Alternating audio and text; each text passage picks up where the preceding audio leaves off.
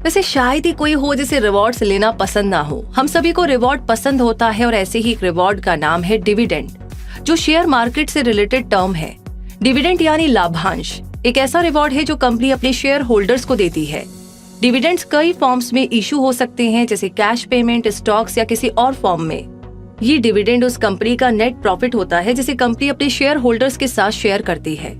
Company का dividend उसके board of directors decide करते हैं और इस डिविडेंड को शेयर होल्डर्स के अप्रूवल की जरूरत भी होती है। ये ऐसे पेमेंट्स है जो पब्लिकली लिस्टेड कंपनीज रिवॉर्ड के रूप में अपने इन्वेस्टर्स को देती है, क्योंकि इन्वेस्टर्स यानी शेयर होल्डर्स उस कंपनी में अपना पैसा इन्वेस्ट करते हैं। जब आपके पास डिविडेंड पे करने वाले स्टॉक्स होते हैं तो आपको कंपनी के प्रॉफिट्स में शेयर मिलता है, जिससे आपको प्रॉफिट मिलता है। कंपनीज के अलावा कई म्यूचुअल फंड्स और एक्सचेंज ट्रेडेड फंड्स यानी कि ETF भी डिविडेंड्स देते हैं।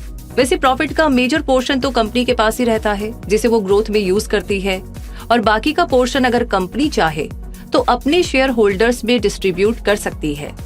कई बार ऐसा भी होता है कि कंपनी को प्रॉफिट नहीं हुआ हो तब भी कंपनी डिविडेंड देती है, ताकि रेगुलर डिविडेंड पेमेंट देने का कंपनी का रिकॉर्ड बिगड़े नहीं। लेकिन कंपनी के डिविडेंड देने का मेन रीजन क्या होता है? डिविडेंड फाइनेंशियल हेल्थ का साइन होते हैं। इन्वेस्टर्स को अट्रैक्ट करने के लिए कंपनी डिविडेंड ऑफर करती है, और जब कंपनी के सारे खर्चे कवर हो जाते हैं तब बचे हुए पैसे को कंपनी डिविडेंड के तौर पर पे करती है। इसीलिए ज्यादातर ऐसी मैच्योर कंपनीज ही डिविडेंड पे करती है जिन्हें कम कैपिटल री इन्वेस्टमेंट की जरूरत होती है। लेकिन हर कंपनी डिविडेंड देती हो ऐसा नहीं है, क्योंकि यंग कंपनी को अपनी ग्रोथ में री इन्वेस्ट करने की जरूरत पड़ती ही है, और ऐसे में डिविडेंड का खर्चा उठाना पॉसिबल नहीं होता। इसीलिए ऐसी young growing companies dividend pay नहीं करती। ऐसा ही एक मैच्योर कंपनी भी कर सकती है, जैसे टेक और बायोटेक कंपनीज, जिन्हें अपनी ग्रोथ को एक्सपैंड करने के लिए प्रॉफिट्स को री इन्वेस्ट करना जरूरी लगता है। कुछ इन्वेस्टर्स इसी तरह की कंपनीज को प्रेफर करते हैं, क्योंकि dividend per ordinary income rates पर टैक्स लगता है। ऐसे में जब नॉन डिविडेंड पेइंग कंपनी अपनी कैपिटल को री इन्वेस्ट करके ग्रो करती है तो इन्वेस्टर्स को स्टॉक प्राइस बढ़ने से प्रॉफिट होता है। ये ऐसा प्रॉफिट होता है जिस पर तब तक टैक्स नहीं लगता जब तक उन्हें सेल नहीं किया जाता। यानी इस तरह की रेप्यूटेड और ग्रोइंग कंपनीज में इन्वेस्ट करके भी आप प्रॉफिट कमा सकते हैं, वो भी बिना डिविडेंड। बस आपको प्रॉपर नॉलेज लेकर के सही कंपनी चूज करनी होगी। अब अगर बेस्ट डिविडेंड पेयर्स कंपनीज के बारे में बात करें तो इस तरह की कंपनीज में ज्यादातर एस्टेब्लिश्ड कंपनीज शामिल होती है, जिन्हें ज्यादा प्रॉफिट्स होते हैं, और ऐसी कंपनीज रेगुलर बेसिस पर डिविडेंड्स दिया करती है। अक्सर ऐसी कंपनीज इन इंडस्ट्रीज से बिलोंग करती है। Basic materials, oil and gas, banks and financial, health care and pharmaceuticals, utilities, real estate investment trust यानी कि REIT, और मास्टर लिमिटेड पार्टनरशिप यानी कि MLP। लेकिन अब बात यह है कि ये डिविडेंड्स इतने इम्पोर्टेंट क्यों होते हैं? डिविडेंड्स इन्वेस्टर्स को ये मैसेज देते हैं कि डिविडेंड देने वाली कंपनी में स्टेबल कैश फ्लो है और वो कंपनी प्रॉफिट भी जनरेट कर रही है, जिससे इन्वेस्टर्स का फेथ उस कंपनी में बढ़ता है, और इन्वेस्टर का फेथ ही तो कंपनीज की प्रोग्रेस में मदद करता है। इसलिए डिविडेंड्स इतने इम्पोर्टेंट होते हैं। डिविडेंड की इम्पोर्टेंस को जानने के बाद डिविडेंड से रिलेटेड इम्पोर्टेंट डेट्स के बारे में भी जान लीजिए।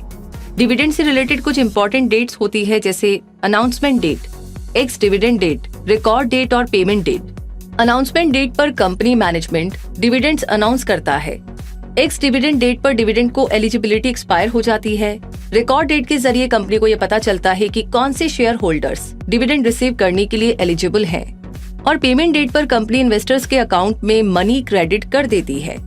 तो डिविडेंड डेट्स क्या है, ये जानने के बाद डिविडेंड्स के डिफरेंट टाइप्स के बारे में बात करते हैं। कैश डिविडेंड्स, ये सबसे कॉमन डिविडेंड टाइप है जिसमें कंपनीज शेयर होल्डर के ब्रोकेज अकाउंट में डायरेक्ट कैश पेमेंट कर देती है। स्टॉक डिविडेंड्स, इस टाइप में कंपनीज कैश पे करने के बजाय स्टॉक के एडिशनल शेयर्स के रूप में पे करती है। डिविडेंड री इन्वेस्टमेंट प्रोग्राम्स यानी कि DRIPS की बात करें तो इस तरह के डिविडेंड टाइप में इन्वेस्टर्स डिस्काउंट पर कंपनी के स्टॉक में डिविडेंड्स को री इन्वेस्ट कर सकते हैं। स्पेशल डिविडेंड्स की बात करें तो ये एक्स्ट्रा डिविडेंड यानी कि वन टाइम डिविडेंड पेमेंट्स होते हैं। इन्हें रेगुलर डिविडेंड भी कहा जाता है। ये डिविडेंड तब मिलते हैं जब कंपनी के पास अनएक्सपेक्टेड कैश होता है। ये रेगुलर कंपनी डिविडेंड से अलग होते हैं, क्योंकि रेगुलर डिविडेंड्स तो रेगुलर इंटरवल्स पर रिकर होते हैं, जबकि स्पेशल डिविडेंड एक ही बार जाता है, और ये कैश अमाउंट भी रेगुलर डिविडेंड से ज्यादा हो सकता है। अब बात करते हैं प्रेफर्ड डिविडेंड्स की। प्रेफर्ड स्टॉक्स ऐसे स्टॉक होते हैं जो स्टॉक की तरह कम काम करते हैं और बॉन्ड की तरह ज्यादा होते हैं, और प्रेफर्ड स्टॉक पर मिलने वाले डिविडेंड जनरली फिक्स्ड होते हैं, जबकि कॉमन स्टॉक पर मिलने वाले डिविडेंड्स यूजुअली क्वार्टरली पे किए जाते हैं। चलिए अब जान लेते हैं डिविडेंड इन्वेस्टिंग के लिए अवेलेबल 2 स्ट्रेटेजीज के बारे में। आपको हाई डिविडेंड यील्ड अप्रोच और high dividend growth rate strategy में से एक स्ट्रेटेजी को चूज करना होगा। हाई डिविडेंड यील्ड अप्रोच का फोकस स्लो ग्रोइंग कंपनीज पर होता है जिनका हाई कैश फ्लो होता है। इस तरह की कंपनीज में इन्वेस्ट करने से इमीडिएट इनकम हो सकती है। और high dividend growth rate strategy में आपका फोकस ऐसी कंपनीज में स्टॉक खरीदने पर रहेगा जिसमें लो डिविडेंड्स होते हैं लेकिन कंपनी की क्विक ग्रोथ होती है। ऐसे में आप प्रॉफिटेबल स्टॉक्स को लोअर रेट पर खरीद पाते हैं और 5 से 10 साल के पीरियड में लार्ज अमाउंट ऑफ इनकम बना सकते हैं। आपके लिए इन दोनों में से कौन सी स्ट्रेटेजी बेस्ट रहेगी, ये इन्वेस्टर के तौर पर आप पर ही डिपेंड करेगा कि आपका गोल इमीडिएट स्टेबल इनकम रिसीव करना है या long term growth and profit gain करना है। इन्वेस्टमेंट से पहले आपको डिविडेंड सेफ्टी के बारे में भी अवेयर होना होगा, इसीलिए इसके बारे में भी जान लेते हैं। किसी कंपनी में इन्वेस्ट करते टाइम डिविडेंड सेफ्टी पर ध्यान देना बहुत जरूरी होता है और डिविडेंड सेफ्टी इस बात से डिटरमिन की जा सकती है कि कंपनी कितनी रिस्की है, कितने टाइम से मार्केट में है, उसकी प्रोग्रेस कंटिन्यूअस है या नहीं, क्या कंपनी एकदम नई है। ऐसी सारी बातों को पता करने के बाद ही इन्वेस्ट करने के बारे में सोचे और इन्वेस्ट करते टाइम कंपनीज की स्टेबल इनकम और कैश फ्लो की हिस्ट्रीज को चेक करें। किसी भी कंपनी के शेयर्स खरीदने से पहले उसके डिविडेंड पे आउट रेशियो को जरूर चेक कर ले ताकि आपको उस कंपनी की ग्रोथ का पता चल सके। इन्वेस्टर के पॉइंट ऑफ व्यू से एक हेल्दी डिविडेंड 35 to 55% की रेंज में होता है, यानी जो कंपनी अपनी अर्निंग्स का लगभग 50% डिविडेंड्स के रूप में ही डिस्ट्रीब्यूट करती है उस कंपनी को वेल एस्टेब्लिश्ड और उसकी इंडस्ट्री की लीडर कंपनी माना जाता है। इसे समझने के लिए मान लीजिए कि किसी कंपनी का कैश फ्लो स्टेटमेंट बताता है कि उस कंपनी ने 3 बिलियन का अमाउंट डिविडेंड्स के रूप में पे किया है और इनकम स्टेटमेंट बताता है कि कंपनी की नेट इनकम 6 बिलियन है, तो डिविडेंड पे आउट रेशियो इस तरह कैलकुलेट किया जाएगा। Dividend payout ratio is equal to dividends divided by net income, यानी उस इनकम ने उस साल के दौरान अपने प्रॉफिट में से अपने शेयर होल्डर्स को 50% पे किया है। इसका मतलब हुआ कि वो कंपनी हेल्दी डिविडेंड ऑफर करती है और आप उसमें इन्वेस्ट करने के बारे में सोच सकते हैं। अब अगर आप डिविडेंड से मिलने वाले प्रॉफिट के बारे में सोचकर स्टॉक्स खरीदने का इरादा बना रहे हैं तो आपको ये भी पता होना चाहिए कि अगर आप स्टॉक्स खरीदकर उन्हें तुरंत सेल कर देना चाहेंगे तो ऐसे में आपको उस इनकम पर नॉर्मल टैक्स रेट पे करनी होगी और क्वालिफाइड डिविडेंड स्टॉक्स पर लगने वाला टैक्स कम होगा। ये ऐसे स्टॉक्स होते हैं जिन्हें तुरंत सेल करने के बजाय 60 दिन या उससे ज्यादा टाइम के लिए रखा जाता है और आपको मिलने वाले डिविडेंड का आप क्या करना चाहेंगे ये आपकी चॉइस होगी कि आप इस डिविडेंड मनी को फिर से उस कंपनी के और नए शेयर्स खरीदने के लिए री इन्वेस्ट करेंगे या दूसरी कंपनी के स्टॉक खरीदने में यूज करेंगे या फिर इस कैश को सेव करेंगे या उसे खर्च करेंगे, ये आपकी मर्जी होगी।